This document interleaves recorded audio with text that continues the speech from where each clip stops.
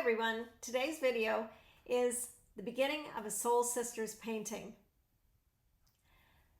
If you watched some of my Soul Sisters easy figure paintings before and even tried them yourself, I want to let you know that I still have room in my virtual course coming up at the end of October.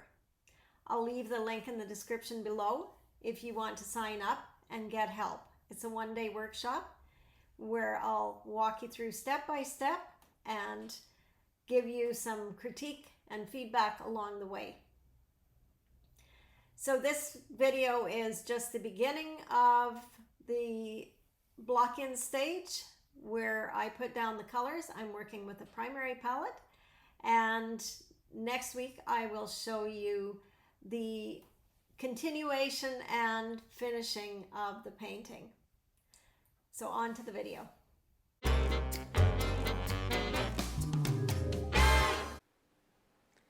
I've got my yellow primary paint, which is fluid, in a small squeeze bottle, and I'm scraping it with a catalyst blade straight down on my canvas. These will be the figures as they are further developed. Now I'm putting a cad red hue down and I'm overlapping this. I'm getting some optical color mixing, so you see some orange created there with the red over the yellow. A phthalo turquoise. This is giving me a deep purple over the red.